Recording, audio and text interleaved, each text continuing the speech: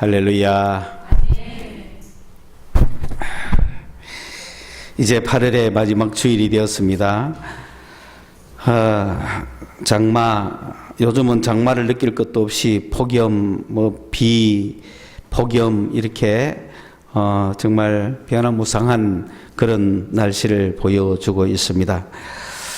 그렇지만은 그 폭염, 뜨거운 여름은 우리에게 어떤 의미가 있습니까? 마치 용광로에서 철이 재련을 받듯이 하는 그런 시련, 연단이 있는 것입니다. 여름에 여러분은 그 폭염 속에 나가서 온몸을 찢어야 하는 거예요. 하얀 피부를 위해서 햇빛을 피하면은 안 돼요. 하얀 피부가 오래 못 갑니다. 하나님의 자연의 법칙은 여름에는 뜨겁게, 겨울에는 차갑게. 그 의미가 뭡니까? 우리 남자들은 냉탕, 온탕, 7온, 8한 7번 온탕 들어가고 8번 찬물에 들어간다. 온탕 한 번 들어갔다가 냉탕 한 번 들어갔다가 온탕 한 번 들어갔다가 냉탕 한 번 들어갔다가 마지막으로 뭐로 끝내죠? 온탕으로 끝내요? 냉탕으로 끝내요? 냉탕으로 끝내는 거예요.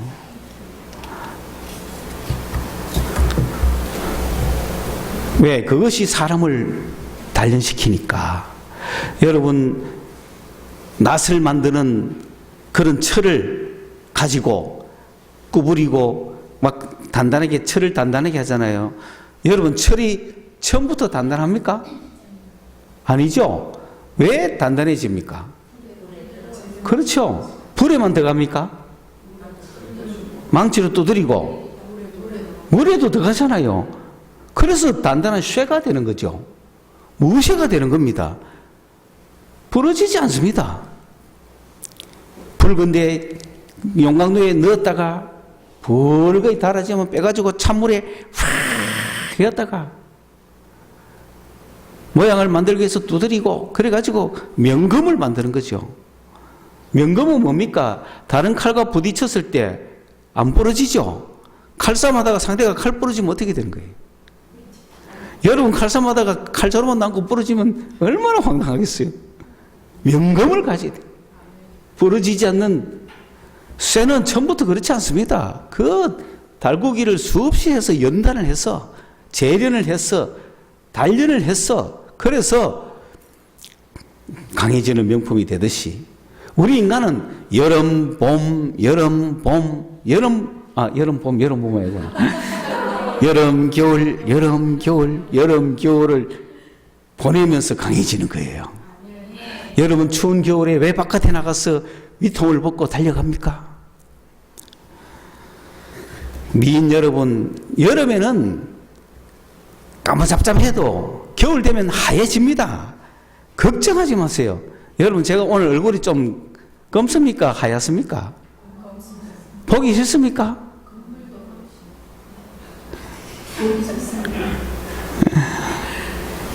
하얘도 좋죠. 기생오라비처럼.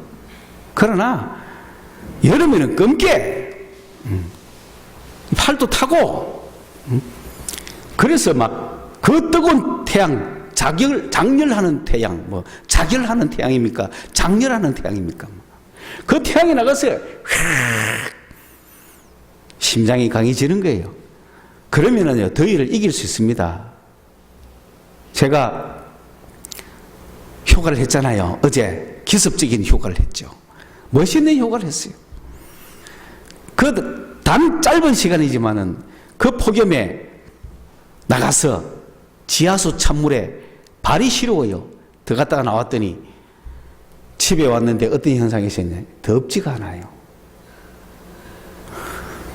왜냐? 그전에는 에어컨 틀고 선풍기 틀고 가비 있어도 겨우 그래야 살아요. 그런데 나갔다 와서 여름을 튼튼하게 온 사람은 아무리 더워도 덥지가 않습니다. 그러니까 그 여름을 이길 수 있어야 겨울의 추위도 이길 수 있는 겁니다. 겨울이 되면 여러분, 한겨울이 되면은 얼음이 꽝꽝 거는 자연으로 가서 찬물에 입술 한번 하고 나오면 추위를 느낄까요? 안 느낄까요? 그 겨울이 추울까요? 안 춥습니다. 그렇게 해서 어지간히 뭐 조그만 온기만 있어도 살아요. 이불 뒤집어 쓰고 방한복 입고 안에 핫팩 넣어갖고 다니지 않아도 춥지 않습니다. 그렇게 여름, 겨울을 주님은 우리에게 주셨습니다. 그런데 그런 것만 계속되면 힘들잖아요. 그래서 봄을 주시고 가을을 주시고 중간중간 휴식을 주는 거예요. 할렐루야. 그러니 이번 여름이 다 갔으니 여러분, 여름은 언제까지냐? 8월까지예요. 9월에 뜨거운 햇살은 필요 없어요. 그거는 그 나머지 곡식을 연걸기 위해서 오는 거지 우리 인간을 단련시키는 햇볕이 아닙니다. 그 햇볕이 괜히 나가면 거슬리는 거예요. 화상 입는 거예요. 살 베리는 거예요. 9월에는 햇빛을 피하시기 바랍니다. 좀 자람 있는 눈치인 것 같은데, 여러분 이런 이야기를 뭐 다 기본으로 안다고 생각하고 제가 말을 안 하지만 이제는 저도 나이가 이 정도 됐고 여러분을 지도하고 하늘나라로 인도해야 되는 내 백성으로서 나의 가족으로서 내가 돌봐야 내가 지도하고 내가 이끌어가야 될 백성들로 이제 저에게 맡겨져서 진행해 나가다 보니 조그만 지 하나라도 직접적으로 이야기할 수밖에 없다는 거예요. 그래서 지금 이야기합니다. 이제 9월부터는 햇빛 쬐면 돼요, 안 돼요? 안 돼요. 머리를 쓰시고 모자를 쓰시고 긴 옷을 입으시고 피하시기 바랍니다. 그물로 들어가시기 바랍니다. 9월의 햇빛은 무슨 햇빛이라고요? 과일을, 곡식을 익게 하는 햇빛이지 인간에게 그게 돌아오면 오해되겠어요. 인간을 익게 하는 햇빛은 8월까지예요. 또 오늘 이 이야기 듣고 지금 이제 나가고 우통 벗고 가면 다 끓어 죽는 겁니다. 여러분. 지금은 피하시기 바랍니다. 이제부터는 가을까지 그렇게 맑은 공기를 쐬며 휴식을 하는, 몸이 휴식하는 순간이에요. 그때 온갖 치장을 다 하라고요. 그때 그 가을을 맞이했을 때 이 햇빛을 피하면서 하얀 피부, 백색 피부를 추구하는 거예요. 로션을 바르시고 화이트 클린을 바르시고 지금부터 하는 거예요. 왜? 여름 내내 그 거친 들판에서 막 있었던 그 모든 제가 겨울에 이거 하얗게 되는 거 보여주면 되잖아요. 그렇죠? 겨울에 시커먼 죽어야 됩니다. 그 사람은. 겨울에는 하얘야 돼요. 얼굴이. 그게 정상이에요. 그래서 가을부터 겨울이 올 때까지 계속 이제 그걸 보존을 하는 거죠. 보존을 쫙 하면 겨울 되면 하얘지는 겁니다. 그러면 여러분의 백색 피부는 또 빛이 나는 거예요. 그리고 그 겨울이 되면은 이제 기회를 봐서 그 한겨울에 주님이 주시는 적당한 겨울 휴가 때 찬물에 들어가는 거예요. 얼음물에 착 들어갔다가 촥 나오면은 온몸은 새롭게 변하면서 겨울 내내 추위를 이길 수가 있는 겁니다. 그게 2월까지 또 추위가 가는 거예요. 그래서 겨울에 막 난로를 끼고 살지 않아도 살 수 있는 그런 힘이 생기는 겁니다. 3월 달에 추우면 나가야 돼, 안 나가야 돼? 안 나가야 되는 그때는. 그때 나가 얼어 죽으면 안 되는 거예요. 왜 어르신들이 봄에 많이 죽습니까? 3월 달 추위에 나가가 얼어 죽는 거예요. 그럼 3월 달 추위는 노출되면 안 되는 거예요, 또. 무슨 이해가셨죠? 예. 그 3월 추위는, 그 모든 병균을 죽이는, 들판에 있는 모든 병균을 죽이는 추위거든요. 그거 나가 지가 죽으면 안 되는 거예요. 이해하셨죠? 그때는 막 불을 태우는 거야. 불 타가 막 같이 죽이는 거죠. 예. 그런 거를 추운 날, 주님이 그걸 죽이는 자연의 법칙이 없는 날 같이 불 태워야 되지. 3월에 따뜻한 날 불 지르면 산불 나죠. 그래서 사람들은 지혜가 있는 사람은 주님과 함께 모든 걸 잘해 나가고 지혜가 없는 사람은 자꾸 사고만 일으킨다 이 말입니다. 그러므로 이러한 봄, 가을을 주셔서 휴식과 평안을 주시고 또 여름과 겨울을 주셔서 우리를 단련하듯이 막 뜨거운 불과 또 찬물에 단련해서 이렇게 재련하듯이 우리를 훈련하고 계시는 걸 믿으시기를 바랍니다. 그렇게 해서 이 땅에서 건강하게 하나님 백성들은 살아가는 것입니다. 이와 마찬가지로 우리의 신앙에도 그런 여름과 겨울, 봄, 여름이 있는 겁니다. 우리의 신앙에도. 그러면 그 신앙을 우리가 어떻게 해야 할까요? 여름에는, 여름철을 보면은, 야, 우리의 신앙이 뜨거워지자. 겨울을 보면은 우리의 신앙이 어떤 고난에도 후퇴하지 말고 움츠러들지 말고 나가자. 그렇게 가을을 맞이하면은 하나님이 주시는 평안과 축복을 맛보는 거예요. 여러 가지 좋은 것으로 막 살찌우는 거예요. 그리고 봄이 되면은 새봄과 함께 꽃피는 그 아름다운 광경 속에서 그 아름답고 평온함과 그 멋짐을 느끼는 거예요. 우리의 신앙이. 그렇게 계절을, 자연을 만드신 하나님의 자연 법칙과 함께 우리 신앙도 가는 겁니다. 이 자연을 누가 만드셨어요? 하나님이 만드신 자연에 가서 품에 안겨야죠. 그리고 우리의 영혼을 만드신 하나님이 우리의 신앙도 그렇게 만들어주는 것을 같이 느껴야 되지 않습니까? 그러므로 그런 하나님이 만드신 자연과 함께 여러분을 만드신, 여러분의 영혼을 만드신 영혼의 아버지의 그 신앙적 모습도 발맞춰가는 여러분이 되시기를 바랍니다. 마찬가지로 한 국가, 한 개인, 한 가정, 모든 역사도 이와 같이 흘러가는 겁니다. 역사의 흐름 속에서 우리를 훈련시키고 단련시키는 것입니다. 주님은 우리를 한 40년간 훈련을 시키고, 그리고 우리가 성년이 되도록 30년을 기다리는 분이십니다. 영적인 나이는 한 30까지 훈련받고 있습니다. 민수기에 보면은 30살이 되면은 비로소 제사의 직무를 하고 성전에서 일하는 일꾼이 되는 거예요. 예수님이 30세쯤 나타나셨다 하는 것도 그 의미가 있는 거예요. 오늘 우리의 영혼은 태어나면은 30살이 될 때까지 막 자라셔서 여러분의 영혼이 성숙한 영혼이 되셔서 그런 주님의 일꾼으로 성장하셔야 되는 겁니다. 그 성장을 여름, 겨울을 넘기면서, 여름은 뜨거움이요, 겨울은 추위요, 그런 환난과 유혹과 핍박을 막 받으면서 우리가 성장하는 거예요. 성장하는 거예요. 그러면서 그것을 시련이라고 우리는 표현을 합니다.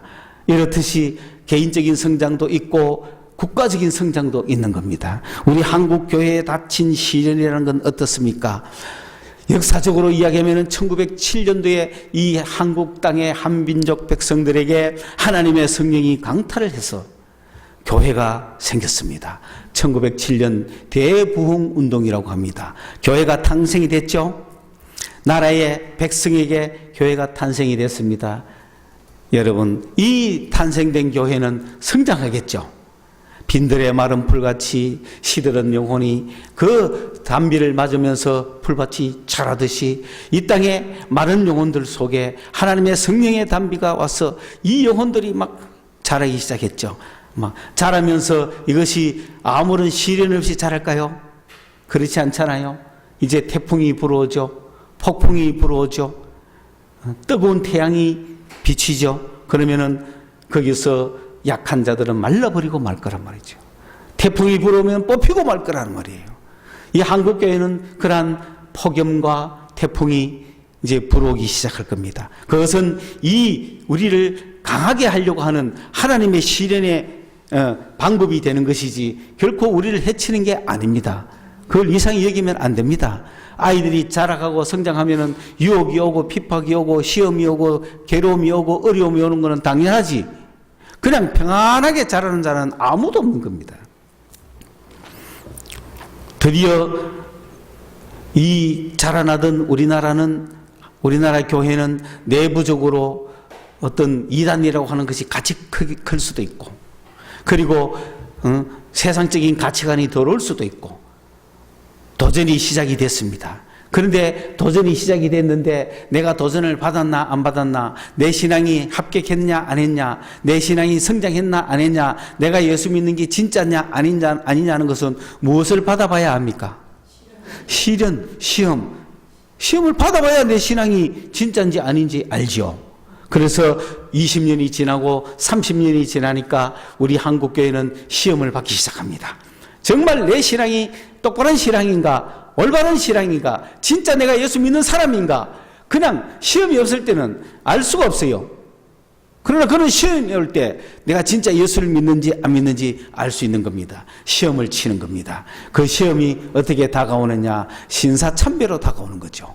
일본에게 우리나라는 망했습니다. 1907년도에 이 나라에 교회가 탄생하고 성령의 부어심이 일어나서 폭발적인 그런 성장을 기록했지만, 우리가 생각할 때는 하나님께서 이 민족에게 역사했기 때문에 이 민족이 안 망하리라고 생각하잖아요. 오히려 대한제국을 지켜줄 걸로 생각할 수 있잖아요. 그러나 3년 후에 대한제국은 여지없이 망해버린 거예요. 감사한 것은 일제시대가 되기 전에, 일본에게 패망당하기 전에 3년 전에 한국의 부흥의 역사가 일어났다는 사실이죠. 그것은 역으로 이야기하면 이제 다가올 패망의 시대, 일본의 지배하에서 교회는 성장하라는 얘기죠.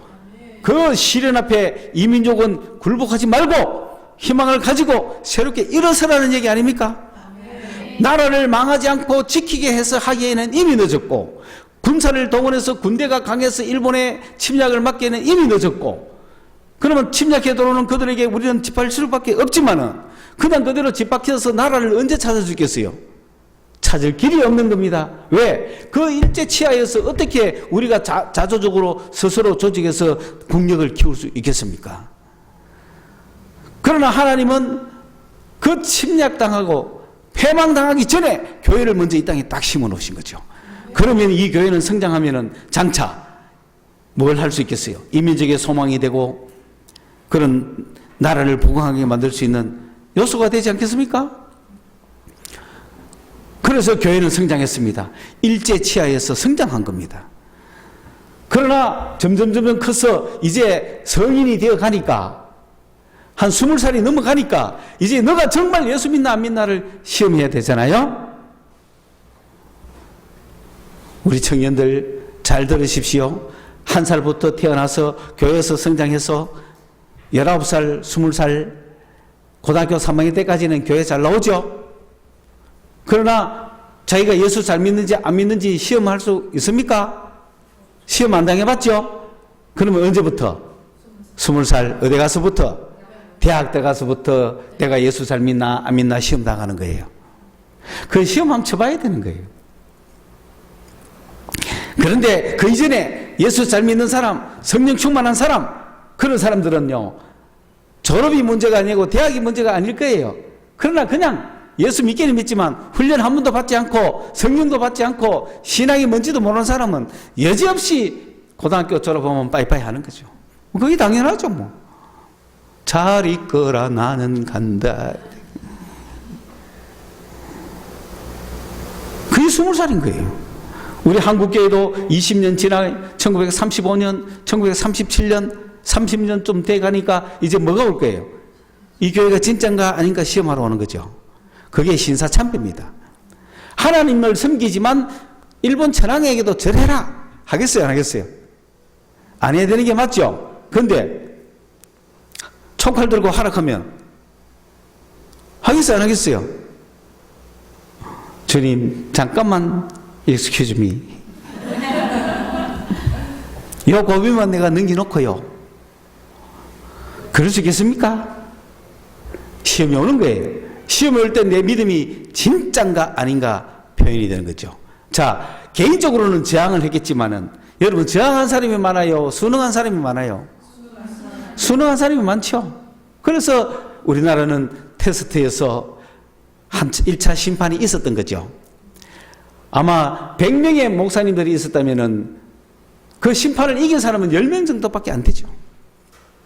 1차 한번 갈랐습니다. 우리나라가 그걸 우리나라가 교회가 졌다 이런 게 아니고 원래부터 심판을 해야 테스트를 할 거 아니에요. 그래서 선발할 거 아니에요. 그러니까 하나님의 참 백성들, 하나님의 참 종들이 그래도 있었나요, 없었나요? 있었잖아요. 쫙 갈라내버린 거예요. 100명이 예수 믿어도 바람 확 불어왔구만 90명이 떨어지고 10명 정도가 그냥 남아있는 거, 그런 걸 심판이라 그래요. 바람을 확 불어가지고 한 번씩 확 떨쳐내버린 거예요. 그러면은 그 10명의 의인들, 그들이 남아있는 가운데 갑자기 1945년 해방이 온 겁니다. 와, 해방됐어요. 자, 그러면은 교회가 어떻게 될까요? 교회는 그래도 계속해서 성장하겠죠. 그러나 또 쭉정이들이 또 얼마든지 오겠죠. 그리고 이 해방된 나라는 해방된 나라에서 이 해방된 나라가 하나가 되지 않고 두 개로 갈라져 버렸어요. 두 개로 갈라졌는데 가만보니까 북쪽은 예배 자체를 못 드려요. 시련이 바로 온 거예요. 엄청난 시련이 온 거예요. 일제 때보다 더 큰 시련이 온 거예요. 예수 믿으면 잡아 죽여요. 일제 때는 그래도 죽이지는 않았잖아요. 감옥에 잡아였지. 그리고 저거 정책에 반대하면 잡아였지. 그런데 북한 저 지역은 엄청난 시련이 온 거죠. 그 시련에서 살아남은 사람이 있을까요? 없어요. 동토가 된 겁니다. 개구리가 죽듯이 다 죽어버린 거죠.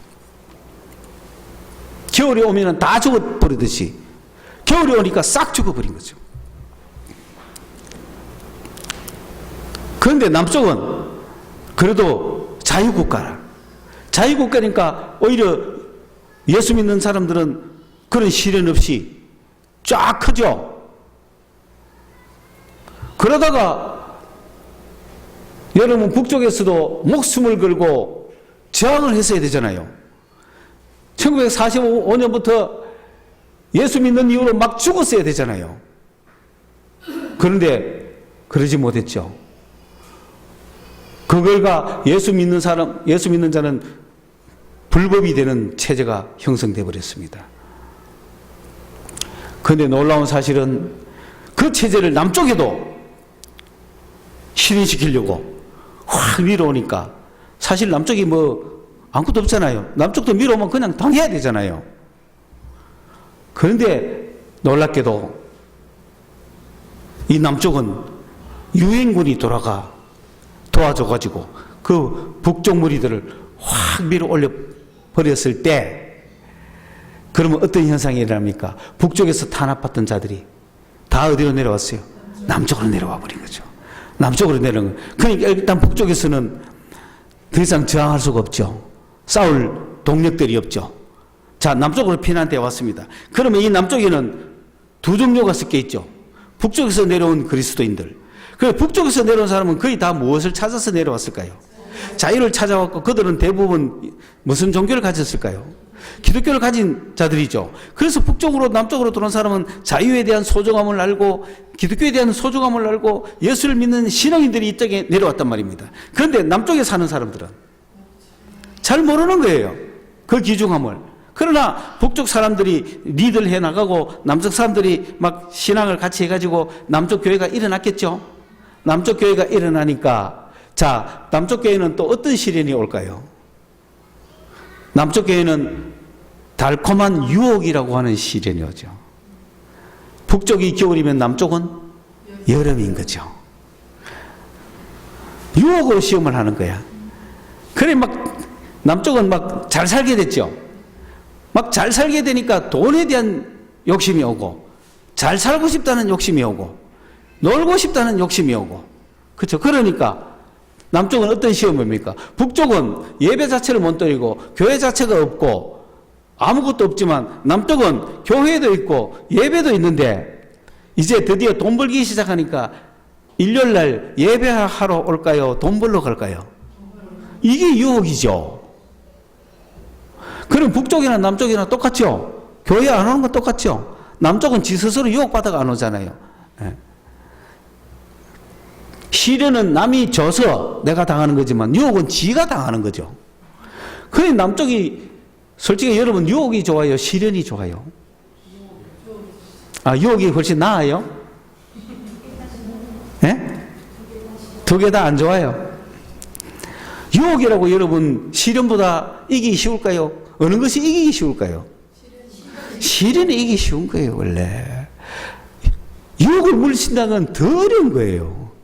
그러니 북쪽에서 시련 다한 백성들이 남쪽에 내려와서 유혹을 당하니 또 넘어지는 거예요.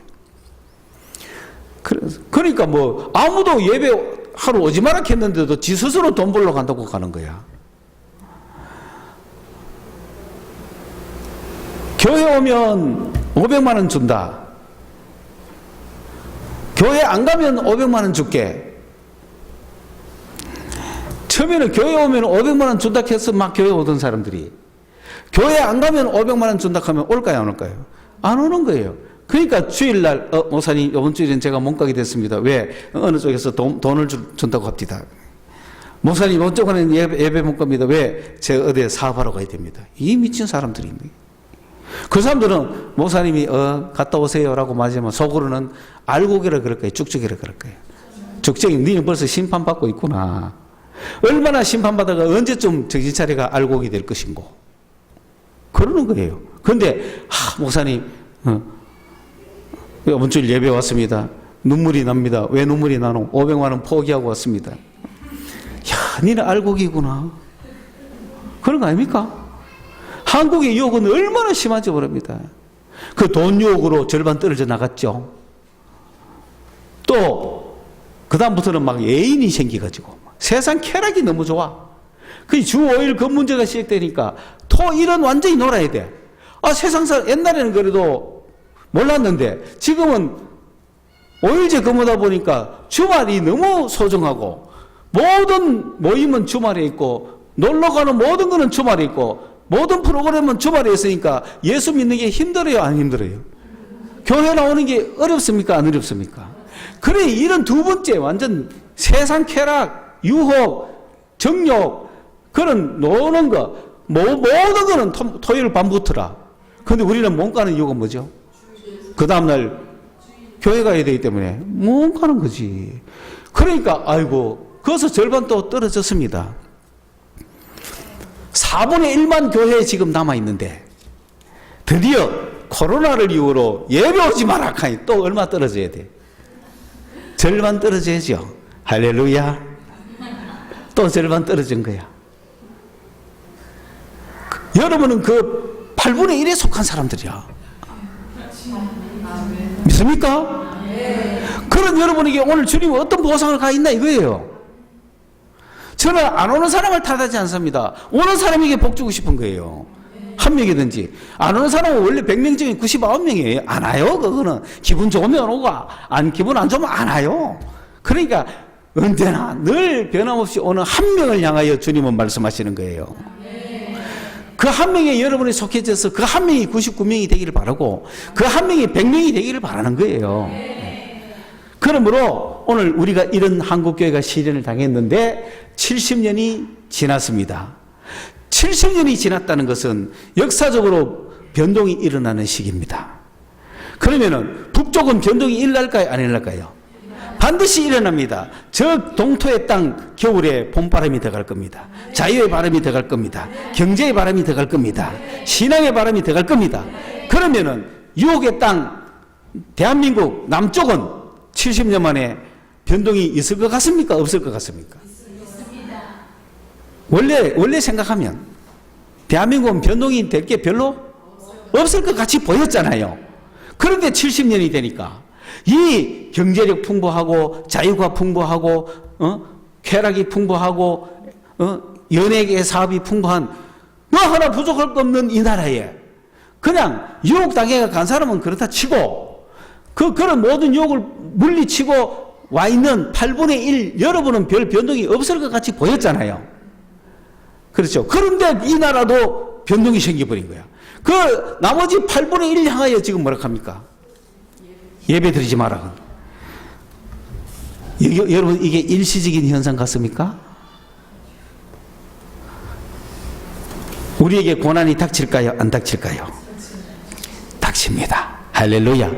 자, 이런 고난이 올 때 베드로 사도는 어떻게 하라고 이야기를 했는가?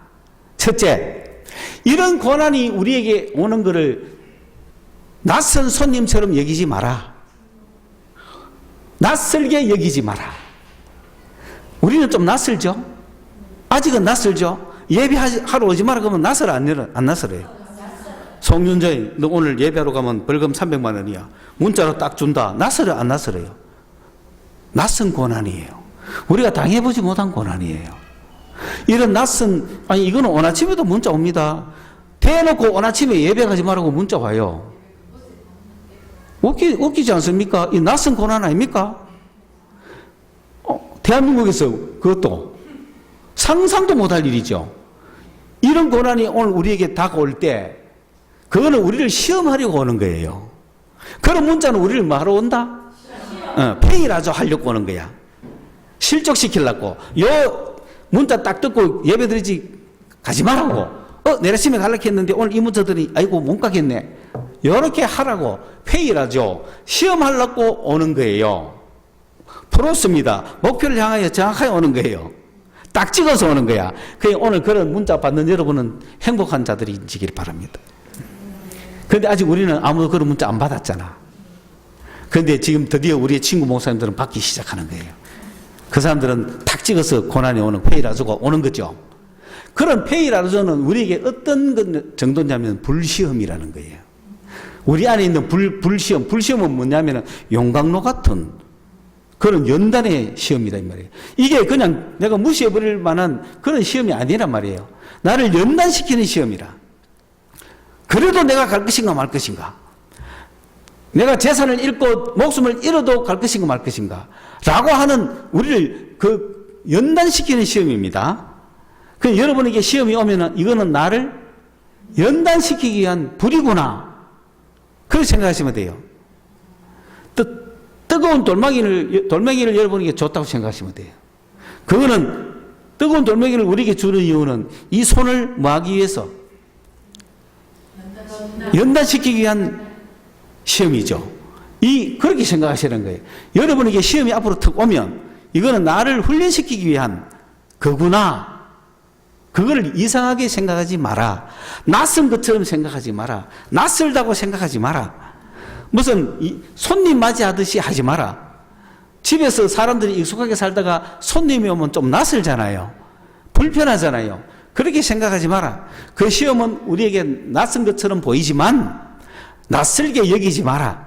마치 우리의 친구처럼 여겨라. 내 식구처럼 여기라.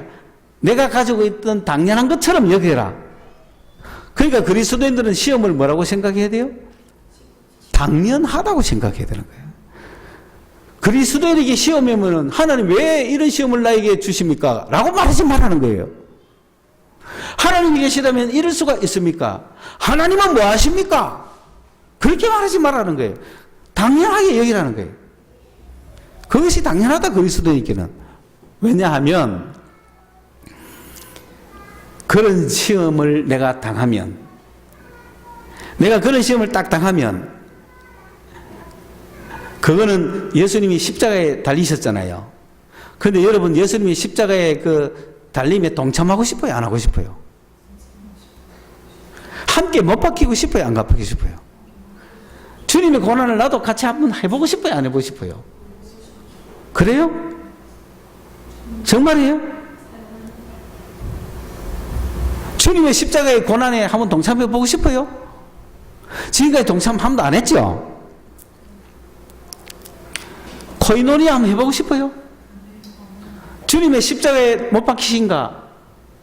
동참 내가 한번 해보고 싶어요? 그 고난이 바로 동참의 순간이라는 거. 그런 시험이 딱 오는 것은 딱 찍어서 김소영 다음 주에 교회 오지 마. 이거는 나를 시험하려고 오는 불같은 용광로지만 그거는 이상한 게 아니고 감사해 안 감사해? 감사합니다. 왜? 내가 주님의 고난에 코이노니아 교제를 하게 됐으니까. 드디어 나도 주님이 십자가에 못 박힌가 같이 나도 그런 처지가 됐네. 할렐루야. 기뻐해라 이 말입니다. 기쁩니까? 이제 고난 당하면? 그러면 고난 당하고 싶어요? 안 당하고 싶어요? 고난 당하고 싶죠? 나한테는 왜 고난이 안 오노? 하고 막 나에게도 빨리 고난이 오세요. 왜? 그래야 내가 주님의 십자가에 동참함을 기뻐할 거 아니에요. 그게 왜 기쁜지 아십니까? 영광의 주님을 나타냈을 때, 영광의 주님을 볼 때 어떻게 했어요? 내가 주님과 동참을 했기 때문에, 내가 주님의 십자가에 동참했기 때문에, 내가 영광의 주님이 나타날 때 어떻게 될까요? 그 기쁨이 엄청난 기쁨이라는 거예요. 근데 한 번도 안 해본 사람은, 고난에 동참 한 번도 안 해본 사람은, 고난 한 번도 안 당하고 시킨 대로 다 한 사람은 주님이 나타나시면 어떻게 될까? 기쁘게요? 안 기쁘죠. 그러나 내가 이런 명령을 거절하고 저런 명령을 거절하고 주님의 나에게 오는 시험을 내가 당했을 때 그것은 바로 주님의 십자가의 고난에 동참하는 그 순간이기 때문에 지금은 어렵고 힘들어 괴로울지 모르지만은 목숨까지 두렵고 재산 뺏길까 두렵고 내 행복이 날아갈까 두렵고 두려워서 그 고난을 내가 피하지 않고 그래도 내가 주님의 십자가 지는 기분으로 나도 그 고난에 동참한다는 기분으로 그 시험을 내가 받았을 때 그 기쁨이 언제 나타나느냐 하면 주님이 나타나셨을 때, 주님이 우리에게 나타나셨을 때 기쁨이 어떻겠어요? 놀랍죠? 엄청난 기쁨이 있기 때문에 이상하게 여기지 마라. 오히려 뭐 해라? 기뻐해라. 기뻐해라. 그 얘기를 첫 단원에서 합니다. 여러분 기뻐할 수 있겠죠? 고난이 오면은 주님의 십자가에 동참하는 순간이 되기 때문에 그 고난을 기대할 수 있죠? 그러면은 디스커버, 나타난다는 건 디스커버 한다는 거예요. 주님은 딱 숨어 있다가 짠! 하고 나타나는 거죠. 그럴 때 우리 기쁨이 충만하다. 왜? 고난 당해본 사람은 몰래 카메라를 하는 거예요. 자, 두 번째로 오늘 말씀해 보세요. 사랑하는 자들아 너희를 연단하려고 오는 불시험을 이상한 일 당하는 것 같이 이상히 여기지 말고 낯선 자처럼 여기지 말라는 거예요. 도리어 너희가 그리스도의 고난에 참여하는 것으로 즐거워하라. 주님의 코이노니아, 주님의 십자가에 내가 코이노니아 한 것을 즐거워해라. 기뻐해라. 왜냐? 그의 영광을 나타내실 때, 그가 짠 하고 나타나실 때에, 디스커버 했을 때, 숨어있는 보자기를 확 벗겼을 때 너희로 즐거워하고 기뻐하게 하려고 그런다. 자, 그러면 앞으로 우리는 주님의 고난에 동참하기 위해서 뭘 받아야 돼요? 고난 당하는, 시험 당하는 걸 지금 기다려야 돼. 언제쯤 올까? 시험 오면 내가 당해야지. 그래야 내가 주님의 십자가에 동참하는 거 아니겠는가? 그런 생각을 하시라는 거죠. 그 다음에 14절 너희가 그리스도의 이름으로 치욕을 당하면 복 있는 자로다. 왜 그럴까요? 그리스도의 이름으로 치욕을 당한다는 게 뭡니까? 오늘 우리가 예수의 이름으로 예배 명령, 예배 집회 금지 그랬을 때 우리가 예배 드리면 뭘 먹어요? 이게 치욕이라는 거 그 얘기예요. 예수 때문에 예수 이름으로 욕 먹으면 뭐 하는 자다? 복이 있는 자래. 할렐루야. 시험을 당하는 자도, 시험에 참는 자도 복이 있다 그랬죠? 여기에 이 예수 때문에 욕 먹는 자도 복이 있다는 거야. 예수 때문에 욕 먹는 거라. 지금이 어느 시국인데 뭐 예배를 드리고 정신이 있나 없나 할 때 욕 먹죠? 욕 먹는 자는 뭐 하다? 복이 있다는 거예요. 온 동네 아파트 전체가 아니 오늘 그 예배 금지를 하는데 왜 예배하러 갑니까? 예수 이름으로 욕하면은 복 있는 자입니다. 왜? 하나님의 영이 여러분과 함께 있답니다. 욕 안 먹는 사람은 하나님의 영이 없죠. 그러나 그 욕 먹는 거 당연합니다. 우리 욕 먹어야 됩니다. 그리스도인들은 싸가지가 없느니 무슨 이성이 없느니 상식이 없느니 욕 드셔야 됩니다. 우리 한국에서 최근에 욕을 제일 많이 드신 분이 누구죠? 누구한테 욕 먹죠? 누구한테 욕 먹었어요? 정부 누구? 여러분 정말 목사님은 기쁨이 클 것 같아. 왜?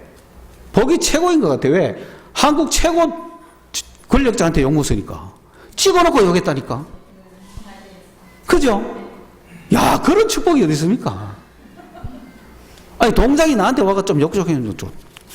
난 동장의 상이라도 받지.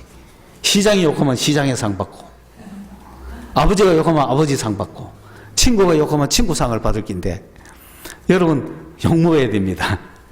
최고로 욕 드신 분, 최고로 복 많으신 분이, 그분. 최고 권력자한테 욕 먹으니까. 예. 그런데 그 욕하는 그 앞에서 그 사람을 들이 욕한 사람이 있으면 그 사람 하나님 영이 충만했을 텐데, 그죠? 그 앞에서 욕할 줄 알아야 되잖아. 그런데 가만히 있은 사람은 주님 만났을 때 뭐라 할까요? 니는 내가 내 백성, 내 종이 욕 먹을 때 니는 뭐 했노카마? 부끄러워서 도망가야 돼요. 같이 감옥 가고 같이 뭐 당해야 되는 거 아닙니까? 네. 왜? 그렇게 욕먹을 때 영광의 영. 욕먹는 그 사람이 왜 복이 있냐면은 영광이 넘친대요. 대한민국에서 가장 유명한 목사님이 누구죠? 예. 영광이에요, 영광. 모르는 사람이 없어, 이제. 예전에는 교인들도 잘 몰랐는데 지금은 모르는 국민이 없어요. 할렐루야. 영광. 그 영광은 세상 영광이 아니라 하나님의 영이 함께 있다는 뜻이에요. 할렐루야. 하나님의 영이 함께 있는 겁니다. 욕먹는 그들 위에, 예수 이름으로 욕먹는 그들 위에 하나님의 영이 함께 하니까 복되죠. 그렇기 때문에 우리는 고난을 받아야 돼요, 안 받아야 돼요? 고난 받는 걸 좋아해야 돼요. 그렇죠? 예수 믿는 것은 고난을 피하는 게 아니에요. 예수 믿는 것은 고난을 받는 거예요. 처음부터 이 땅에 예수님이 오실 때부터 예수님은 이 세상에서 영광으로 오셨나요? 고난으로 오셨나요? 그러므로 예수를 따르는 자는 다 뭘 받아야 돼? 고난을 받아야 되는데 우리 한국교회는 고난을 받고 있어요. 계속 영광을 받는 게 아니에요. 20년이 지나면 고난을 받고 성장하면 고난을 받는 거예요. 그러면 오늘 한국교회는, 북쪽교회는 고난을 받아서 힘들었지만은 남쪽교회는 영광을 받아서, 그러나 계속 영광 중에 갈까요? 고난이 올까요? 고난이 오는 거예요. 기독교인들은 계속 영광으로 가는 교회가 아니에요. 그런 종교가 아니에요. 고난의 종교예요. 고난의 종교. 예수 이름으로 욕먹어야 될 종교예요. 그런데 우리가 잠시 잊고 있었다. 왜? 한국에서는 교회가 잘 나갔으니까. 한국교회는 잘 나갔으니까. 한국사회에서 한국교회는 잘 나갔으니까. 왜? 한국교회가 주도했고 그 찌질해도 가난한 나라를 부흥시키는데 이바지했고 잘난 체 할 수도 있죠. 그러나 고난받는 게 정상이란 말입니다, 원래. 그러니 오늘 이 시대에 참 알곡과 죽정이를 가릴 때 우리 어떻게 하면 좋겠느냐는 거예요. 고난받는 자들이 알곡이라는 거예요. 그런데 이 고난은 두 종류가 있습니다. 내가 살인해서 감옥에 들어가면 고난받죠. 도둑질하다가 잡히면 고난받죠. 악한 일 하다가 심판받죠. 남의 일에 간섭한다는 건 사기꾼이라 이런 뜻이에요. 남의 일에 간섭하는 것은 사기입니다. 사기 치려고 간섭하는 겁니다. 그러니까 고난받으면, 그렇게 고난받지 말라고 하면 그리스도인들은 괜히 살인하고 도둑질하고 사기치고 나쁜 짓 해가 고난받지 말고, 괜히 뭐 감옥 속에 들어가고 고난받고 이러지 말고, 응? 그리스도인으로 고난을 받아라 말입니다. 예수 믿는 자이기 때문에 고난받을 때 부끄럽죠? 지금 예수 믿는 게 부끄럽죠? 교회 나가는 게 부끄럽죠? 부끄러워하지 말고 그 이름으로 하나님께 영광을 돌리라. 왜 그래야 되느냐?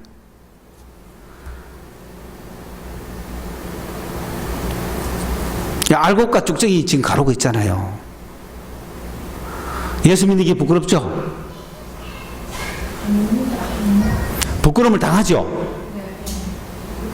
부끄러움을 당하죠? 그때 부끄러워하지 말라는 거예요. 부끄러움을 존경받으면 누구든지 예수 믿으려고 하겠죠. 그러나 지금 예수 믿는 게 부끄럽습니다. 예수 믿는 게 부끄러움을 당합니다. 예수 믿는다고 하면 손가락질을 당하고, 예수 믿는다면 아주 업신여김을 당하고, 예수 믿는다면 몹쓸 사람으로 생각하고 부끄러움을 당합니다. 그래서 내가 부끄러워서 예수 믿는다는 게, 내가 예수 믿습니다고 말하는 게 부끄럽습니까? 자랑스럽습니까? 솔직히 부끄러운 시대죠. 나 서울대 다닌다 하면 자랑스럽죠. 그렇죠. 그런데 막 내가 어느 다닌다는 걸 부끄러워하는 친구들 있잖아요. 말은 못하잖아. 나 절에 갑니다. 부끄러워요, 안 부끄러워요? 나 교회 갑니다. 그런 시대가 왔죠. 그게 우리에게 놀라운 시대가 왔죠. 이럴 때 우리는 내가 예수 믿습니다. 나 교회 다닙니다. 나 하나님 믿습니다를 부끄러워하지 말라. 왜 그럴까요? 그 이유가 뭘까요? 심판이 시작이 됐네. 심판이 시작이 됐다. 자, 하나님의 심판이 시작이 됐습니다. 하나님이 이제 알곡과 쭉정이를 가릅니다. 알곡과 쭉정이를 가르는데 오늘 이 시대에 알곡과 쭉정이는 어떻게 갈라지느냐? 나 교회 갑니다. 나 예수 믿습니다. 라고 말하는 사람은 알곡이고, 부끄러워서 나가는 걸 숨기는 자들은 쭉정이죠. 하나님이 알곡과 쭉정이를 심판하시는 거예요. 그런데 그 심판을 어디서 하는지 압니까? 교회에서부터 합니다. 교회에서 누구부터 합니까? 선생된 자들부터 합니다. 많이 선생이 되지 마라 그랬어요. 왜? 선생부터 심판하니까. 교회 선생 중에 최고 선생은 누구예요? 그렇잖아. 그래, 누구부터 심판받아? 내부터 심판받는 거야. 그러면 내가 부끄러워하지 않고, 나 예수 믿습니다. 나 목사입니다. 나는 예배 드리지 말라고 하는 그 명령에 불복종합니다. 하고 딱 나서면 이제 고난받기 시작하죠. 하나님의 심판이 있기 때문에 우리는 그래야 된다 이 말입니다. 나는 알곡입니다. 이런 뜻이죠. 그러면 그 목사가 그 교회에서 알곡으로 잡혀갔어. 그러면 그 다음에 목사 심판받았어요. 그 다음 누가 심판받아야 돼? 성도들 심판받아야 되는데, 그러면 목사가 그래가 잡혀가면 성도들 똘똘뭉쳐가 있습니까? 흩어집니까? 그게 알곡들이죠. 그 교회는 알곡들만 지금 난간해야 된다 이 말입니다. 고맙게도 목사가 심판당하기도 전에 성도 저거들이 먼저 다 심판회가 갔어. 그러니까 지금 알곡들만 딱 남아가지고, 여러분은 지금 오늘 여기 왔다는 거는 친구한테 좀 끌려왔어도 상관없어. 여기 오늘 왔다는 거는, 잘 들으세요.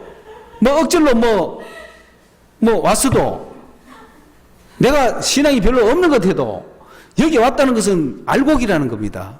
내가 심판받았기 때문에 이제 누가 심판받는다? 여러분이 이제 심판받는 거예요. 여러분이 심판받을 때 여러분이 알곡처럼 다 남아있어야 되는 거야. 그래서 지금 알곡처럼 남아있다고 결심한 사람들이잖아요. 그래, 우리도 겨우 이렇게 해서 구원받는 사람이 100명 중에 10명밖에 안 되는데, 하물며 불경건한 자들, 하나님의 복음을 믿지 않는 자들은 심판이 어떻겠어요? 그 종말이 어떻겠노 이 말입니다. 그렇죠?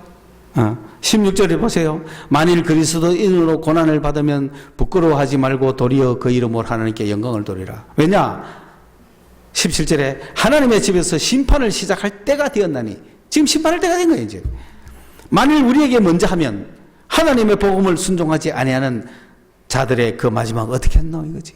불신자들 어떻게 했어요? 교회 안 나온 사람들 어떻게 했어요? 그래도 교회 좀 나왔다가 이런 문제로 쭉정이 된 사람은 더 억울하겠죠. 차라리 믿지를 말걸, 이것도 아니고 저것도 아니고 중간다리 걸쳐놨다가 힘들잖아요.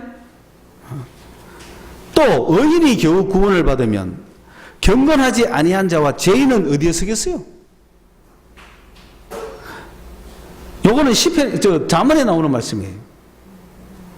여러분, 우리가 교회 나가고 예수 믿는다고 하는 자들도 심판을 받아가지고 겨우 알곡이냐 쭉적이냐 분별하는 판에, 알곡 쭉적이도 아닌 풀들은 어떻게 되겠냐는 거죠. 그래도 교회 나오고 예수 믿는다 하고 하나님 믿는다고 하면은 그래도 곡식은 곡식이잖아요. 그들도 지금 알곡인지 쭉적인지 심판해야 되는데, 하물며 곡식에 들지도 못하는 자들은 어떡하죠? 저 풀들은 어떡하죠? 그들의 결말은 말라버리고 죽어버리는 거 아니에요. 썩어버리는 겁니다. 그렇죠? 의인이 겨우 구원을 받으면 경건하지 아니한 자와 죄인은 어디에 서겠노? 어디 보이겠노? 보이지도 않는다는 거예요. 흔적도 없다는 거죠. 그러므로 하나님의 뜻대로 고난을 받는 자들은 또한 선을 행하는 가운데에 그 영혼을 미쁘신 창조주께 의탁할지어다. 여러분, 고난이 어렵습니다. 힘듭니다. 우리 힘으로는 할 수 없습니다. 그러나 어떠한 고난이 오더라도 우리의 영혼을 누구에게 부탁한다고? 창조주께 부탁하면 되는 겁니다. 하나님께 부탁하는 겁니다. 드디어 우리에게도 고난이 왔다. 기뻐하자. 왜? 십자가에 동참하니까. 아, 주님이 기뻐하실 거야. 예. 그리고 욕무면은 복이 있어요. 욕무면 복이 있습니다. 왜? 하나님의 영이 함께 하니까. 그렇죠? 그 다음에 우리가 정말 그리스도인으로 이 땅에서 고난을 받고 가면 심판 때에 우리가 알곡으로 나타난다 이 말입니다. 그러므로 심판할 때 너는 알곡이야. 참으로 알곡이구나. 그런 알곡에 속하기 위해서 마태복음에 보면은 세례 요한이 와서 이런 얘기 하잖아요. 내 뒤에 오시는 분이 있는데 이분이 오시면 첫째 성령을 주시고 둘째 타작마당을 깨끗게 하시는 분이 뭐 하시는 분이라는 거죠. 심판하는. 여러분 성령만 받는다 끝이 아닙니다. 뭘 받아야 돼? 심판받아야 돼. 주님은 성령도 주시고 심판도 하시는 거예요. 그리고 성령을 주셔놓고 심판하시는 거예요. 그래야 알고 쭉쭉이 나누는 거예요. 그러니까 바람 불면 날아가고 햇빛 나면 날아가고 그런 쭉정이가 되어서는 안 된다. 오늘 이런 고난이 우리에게 다가올 때 드디어 나도 테스트를 하는구나. 주여 나를 이제 한번 테스트 해보십시오. 내가 알곡인지 쭉쭉인지 한번 테스트 해보십시오. 그럴 때가 대한민국 교회에 다 왔습니다. 그러면 한국 교회는 타작마당이 될 겁니다. 타작마당을 해가지고 알곡 그 쭉쭉이를 확 분리합니다. 그러면 한국에 한 몇 명쯤 있을 것 같아요? 한 100만 명 됐으면 좋겠습니다. 이승만 박사가 꿈꾸던 100만 명이 70년 만에 알곡이 100만 명이 돼가지고 대한민국에 알곡이 100만 명만 있으면 북한을 복음화하고 저 중국 땅을 향해 밀어갈 것입니다. 기도하겠습니다. 하나님 은혜 감사합니다. 이제 고난의 시련, 우리를 연단하려고 하는 불같은 시험이 이제 우리에게 오게 됨을 감사합니다. 이것은 우리 주님의 십자가에 동참함이 되기 때문에 우리는 기쁘고 즐겁습니다. 그렇지 않아도 우리가 어떻게 주님의 십자가에 동참할까 고민하는데 오늘 우리에게 드디어 그 시험의 때가 온 것을 감사합니다. 우리를 욕할 때 예배한다고 욕하고 예수 믿는다고 욕하고 교회 다닌다고 욕할 때 하나님 우리가 그런 시련을 당하는 것이 주님의 고난에 동참하는 것이 되어 감사를 드리나이다. 하나님을 배웠고 주님 나타나실 때 얼마나 기쁘겠습니까? 주님 은혜를 주셔서 감사합니다. 주님 이제 이러한 말씀대로 이루어짐이 우리 교회에 나타나게 하여 주옵소서. 예수님의 이름으로 기도드리옵나이다. 아멘.